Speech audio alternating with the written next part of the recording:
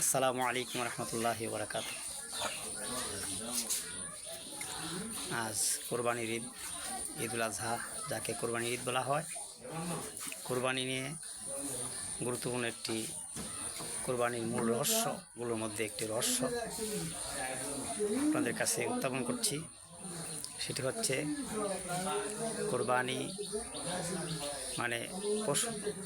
ঈদুল আজহার দিন জিলহজ মাসের 10 তারিখ, 10, 11, 12 এই 3 দিনের ভিতরে আমাদের রাসূল পাক সাল্লাল্লাহু আলাইহি ওয়াসাল্লাম নির্দেশ মোতাবেক পশু কোরবানি করি। তবে কোরবানি করার মূল রহস্যগুলোর মধ্যে গুরুত্বপূর্ণ রহস্য হচ্ছে, আমরা পশু যেভাবে কোরবানি করি, এই কোরবানির দ্বারা আল্লাহ তাআলা আনুগত্য, তাকওয়া এবং পরিপূর্ণ আত্মসমর্পণ এটা আল্লাহ তাআলা পরীক্ষা করেন।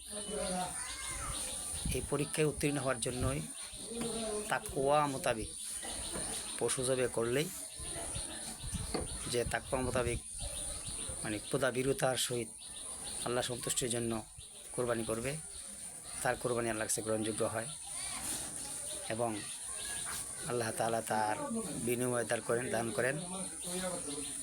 কোরবানি দ্বারা আমরা বুঝি, জিলহজ মাসের 10 তারিখ আসলে আমরা পশু জবে করি। এই পশু জবের মূল রহস্যটা হচ্ছে, আল্লাহ তাআলা মানুষের সৃষ্টিগতভাবে 2টি স্বভাব দিয়েছে। একটি স্বভাব হচ্ছে রব্বানি, আরেকটি হচ্ছে নফসানি।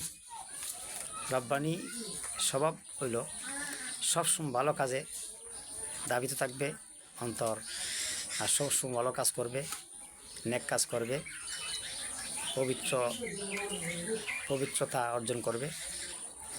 আর নফসানি হচ্ছে সবসময় গুনাহের দিকে ধাবিত থাকবে, গুনাহের কাজে লিপ্ত থাকবে। এই কোরবানি পশু জবে করার মাধ্যমে কোরবানি করা মানে পশুকে কেটে দ্বিখণ্ডিত করে কেটে আমরা কোরবানি আল্লাহর জন্য কোরবানি করা প্রকাশ করি। এর মধ্যে যে মূল রহস্যটা হচ্ছে, পশুকে যখন আমরা কেটে দেই জবের মাধ্যমে, তখন পশুটাকে নিঃশেষ করে দিই।